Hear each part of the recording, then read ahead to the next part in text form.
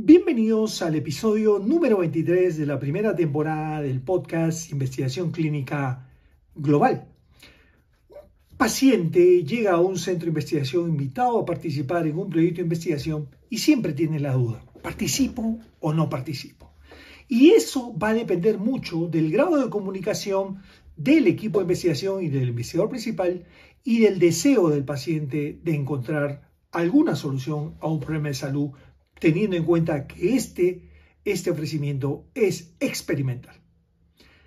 En un área como Latinoamérica, de bajos recursos económicos, bajo nivel educativo, el consentimiento informado, que es ese documento que protege los derechos de los pacientes para participar en un ensayo clínico, es adecuadamente entendido en la región. Nosotros como investigadores y como directores o gestores de un proyecto de investigación, estamos garantizando a través del centro de investigación la autonomía del paciente o simplemente estamos formalizando el procedimiento que en muchos casos puede no asegurar una protección real.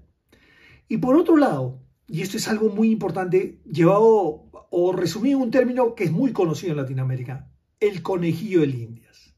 ¿Hasta qué punto los ensayos clínicos en nuestra región aprovechan la vulnerabilidad de determinados grupos poblacionales y además necesitamos que ellos entiendan los beneficios y eventos adversos que un medicamento puede traer en un proyecto de investigación y si ellos lo entienden adecuadamente?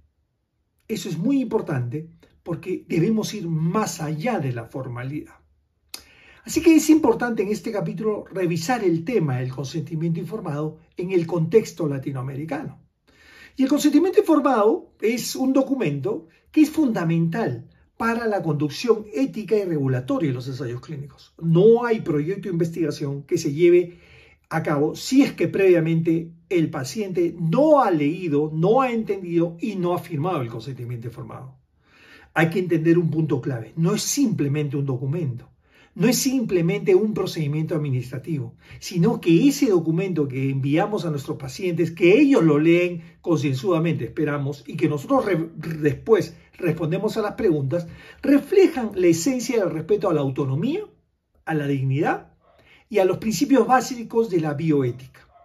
A ver, claro, ustedes van a decirme, en el siglo XXI eso no se respeta. Históricamente, la necesidad de establecer un marco ético fuerte, sólido, robusto, emergió por prácticas científicas profundamente cuestionables. Revisamos en el episodio número 8, al cual invito vean, de este podcast, sobre los temas de Tuskegee y los que se ocasionaron en la Segunda Guerra Mundial, es decir, en pleno siglo XX. El estudio de Tuskegee, recuerden ustedes, un estudio observacional de 40 años para ver los efectos de sífilis en el ser humano. Entonces, en este aspecto, en ese estudio, como revisamos en el capítulo respectivo del podcast, vimos que se ocultó información a los participantes, se evidenció claramente un abuso de poder del investigador y de todo el equipo y se vulneró los derechos del ser humano sobre los intereses científicos que no son posibles hacer, ni hace tiempo ni ahora. Entonces, estos eventos también dieron, claro, el marco ético legal para el Código de Nuremberg y posteriormente la Declaración de Helsinki, sentando las bases normativas de lo que hoy los que trabajamos en este mundo de investigación clínica seguimos, pero incluyen específicamente, y dado el tema de hoy, al consentimiento informado. Entonces, ese documento en esencia debe ser un proceso dinámico, ¿no? Tenemos pacientes en los centros de investigación que llegan invitados a participar en un proyecto de investigación y deben ser ellos lectores del contenido, pero además hay que establecer un proceso dinámico entre los participantes del equipo de investigación, el paciente y los familiares, si fuera el caso, para participar en un proyecto. Los padres de un paciente pediátrico que en experiencia personal es lo más difícil dentro de un proyecto de investigación pediátrico. La toma del consentimiento informado para los padres y el asentimiento para un potencial participante en un estudio pediátrico. Entonces, el consentimiento tiene como finalidad, recuerden el marco ético, dar una información suficiente, comprensible y veraz sobre los objetivos del estudio que nosotros estamos ofreciendo para el paciente.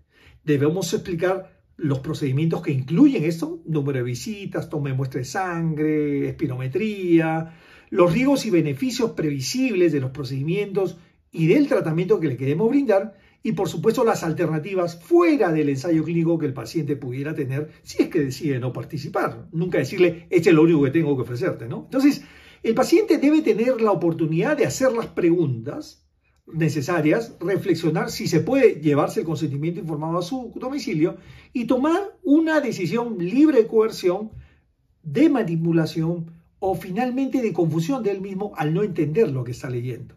Legal y éticamente este proceso protege no solo al sujeto de investigación o al paciente propiamente, sino también protege la validez del estudio y la integridad de los investigadores. Es indudable que esto es un punto central ético dentro de un proyecto de investigación o un ensayo clínico. A pesar de que nosotros tenemos bien normado este tema, aunque ustedes no lo crean, persisten estos retos de la toma del consentimiento informado porque no se gestionan adecuadamente.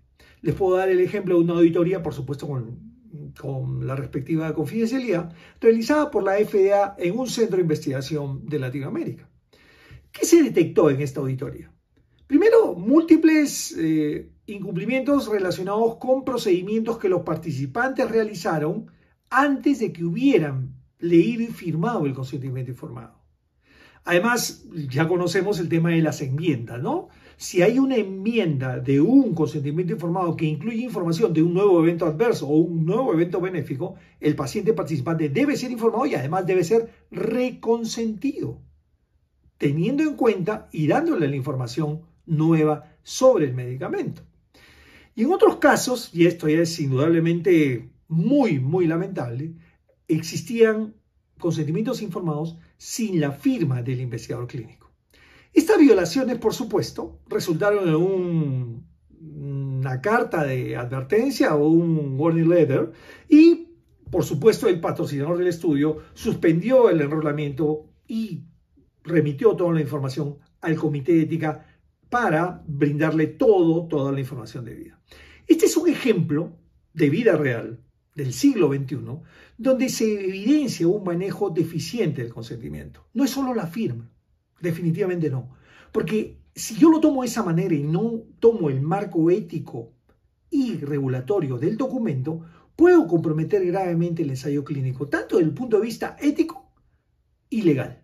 Eso es sumamente importante. Yo he tenido pacientes que se han retirado porque no les gustó leer el consentimiento informado y me decían, no, yo no voy a ser conejillo de indias, yo quiero un tratamiento rápido y gracias y hasta luego. Así funciona el tema. Entonces, en ciertas situaciones excepcionales, las regulaciones permiten omitir el consentimiento informado previamente, aunque estas deben ser claramente justificadas y autorizadas por un comité de ética. Lo normal es de que no se permita esto. Entonces, a ver, puede haber situaciones de emergencia, muerte inminente, donde el paciente no esté en condiciones de consentir en cuidados intensivos. Y en última instancia, por ejemplo, un paciente de cuidados intensivos, y en última instancia, si el tratamiento no puede retrasarse, podría implicar este tema.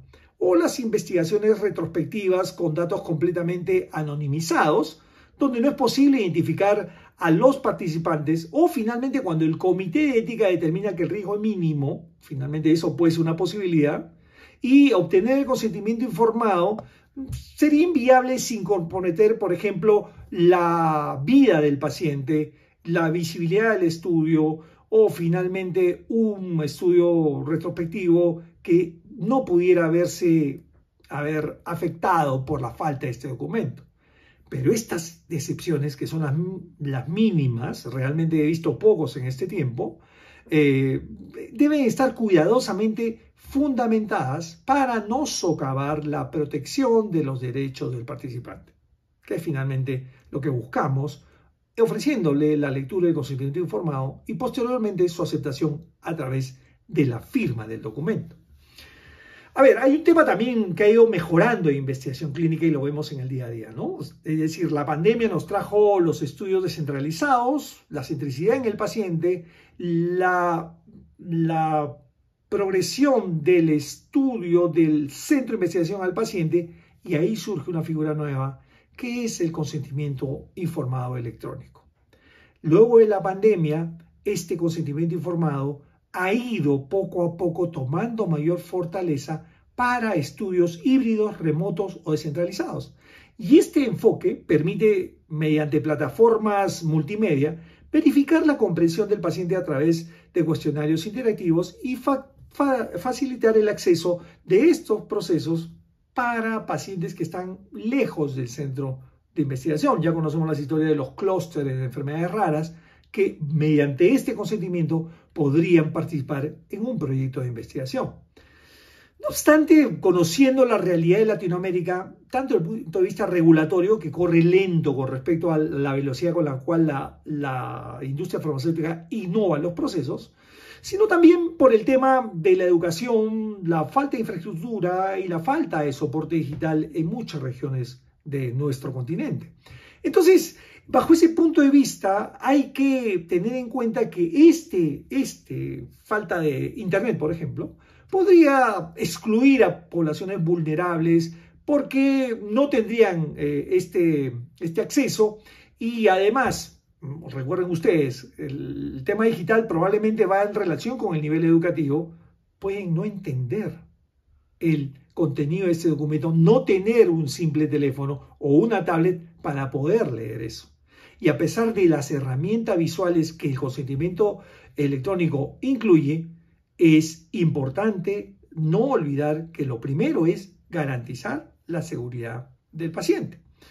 Además, hay un tema también adicional. Muchos piensan que el consentimiento electrónico, informado electrónico, sustituye al médico, sustituye al equipo, y nada más lejos de la verdad. Tiene que haber un diálogo siempre directo entre el investigador y el paciente, de tal manera que ese engagement, ese relacionamiento entre el paciente que quiere participar en un ensayo clínico y el centro de investigación no se pierda. Y además el investigador debe estar completamente seguro que hay una comprensión real y un consentimiento genuino al respecto. A ver, los que trabajamos en Latinoamérica conocemos perfectamente los retos que la implementación del consentimiento informado puede enfrentar en zonas particulares.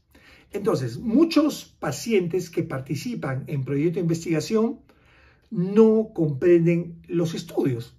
Si yo le digo a una persona que no está relacionada al área de salud que es un hemograma o que es una prueba de función hepática, probablemente no lo conozcan. Entonces, si yo le voy a decir además que tengo que tomarle una muestra 8 veces, una vez por mes, durante 8 meses y luego venir un año, probablemente tampoco entienda. Pero hay que también tener en cuenta que ellos ven al ensayo clínico como una oportunidad de acceso a tratamiento, de atención médica o seguimiento de una enfermedad y de un tratamiento que en condiciones reales con los sistemas de salud que nosotros tenemos en la región no conseguiría. Esta realidad pone en tela de juicio la voluntad del consentimiento, ya que esta decisión está condicionada por necesidades básicas no cubiertas. Es decir, yo teniendo eso cubierto, participo, que es diferente a decir, yo no tengo eso cubierto, bueno, voy a participar porque no hay otra alternativa. Eso es un punto clave que tenemos que tener en cuenta, las necesidades no cubiertas. A esto se suma el hecho de utilizar documentos con lenguaje técnico completo. Por eso cuando revisamos un proyecto nuevo tratamos de hacer o adaptar a la terminología local y estamos en la obligación de hacerlo para que el paciente lo pueda entender, para que tenga un tiempo de lectura reflexible entendiendo ese documento y además hay que presentarlo de manera simple, más allá de un requisito administrativo. Entonces, es importante en este caso tratar de darle un espacio suficiente en la toma del procedimiento para aclarar todas las preguntas que el paciente definitivamente va a tener. Yo me preocupo, o me preocupaba cuando el paciente me decía, ya doctor, no te firmo. ¿Tiene pregunta? No, ninguna, no. Señores, hay que ser mucho más exigente en este punto. Pero a ver, saliendo del centro de investigación, del grupo de pacientes, también hay otro tema que vivimos en el día a día, ¿no? La percepción persistente de ciertos sectores sociales y mediáticos de que los estudios clínicos en nuestra región en Latinoamérica se aprovechan de poblaciones vulnerables para probar medicamentos de Big Pharma, medicamentos en desarrollo y no garantizamos los beneficios reales para las comunidades.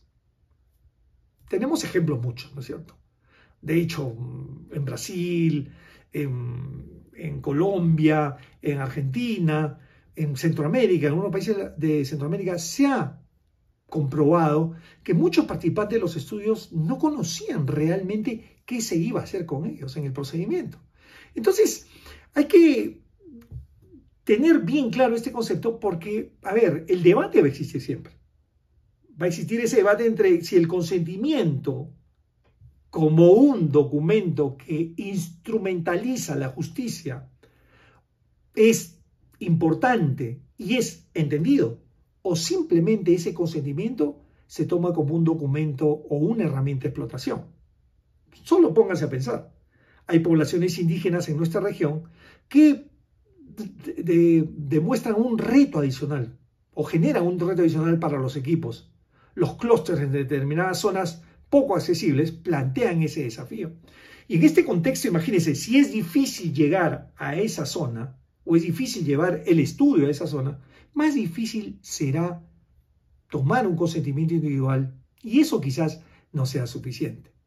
Entonces, si uno participa en un ensayo de estas características fuera de nuestra región, es importante involucrar a la gente local, la comunidad local es importante, hay que adaptarnos a su cultura, hay que ver la cosmovisión, la lengua, la estructura social de la comunidad, lo que implica además de la exigencia ética que nosotros ya llevamos, evidentemente, un consentimiento que necesariamente tiene que ser entendido por la comunidad, de tal manera que de forma respetuosa y dando el contexto del estudio, esto pueda ser aceptado.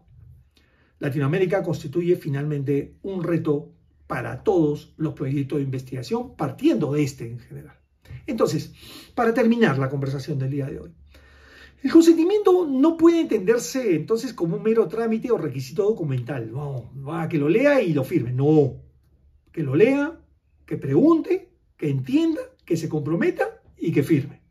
Entonces, tiene que haber diálogo, tiene que haber comprensión, pero sobre todo una comunicación horizontal de respeto. Eso es fundamental. Además, hay otro punto. Este consentimiento hay que implementarlo porque nosotros, como parte de un grupo que hace ensayos clínicos, debemos mostrar nuestro compromiso con la investigación clínica, con la dignidad humana, con la equidad y con la justicia. En América Latina, sobre todo, los que hacemos proyectos en esta región, este compromiso exige un esfuerzo adicional, porque hay que superar barreras estructurales del sistema de salud, del aparato regulatorio, del aparato estatal. Hay que reducir las brechas educativas. Muchos de nuestros pacientes no terminaron la primaria. Hay que pasar esa brecha que significa el no conocimiento de las tecnologías digitales, que para nosotros podrá ser común, pero hay pacientes en Latinoamérica que no tienen ese acceso. Entonces, esto nos va a permitir reforzar esa cultura ética tan necesaria para colocar al paciente en el centro del proyecto de investigación. Solo así será posible garantizar que el consentimiento informado sea realmente un instrumento de protección y no una simple formalidad sin contenido. Ese es nuestro objetivo cuando hagamos un proyecto de investigación y empecemos inicialmente con la toma del consentimiento informado para los que quieran participar. Dejemos de lado entonces para que nuestros pacientes puedan entender un proyecto, dejemos de lado ese pensamiento que tienen ellos con que van a hacer un conejillo de indias, comuniquemos adecuadamente para que se forme una corriente de opinión muy positiva para esta actividad.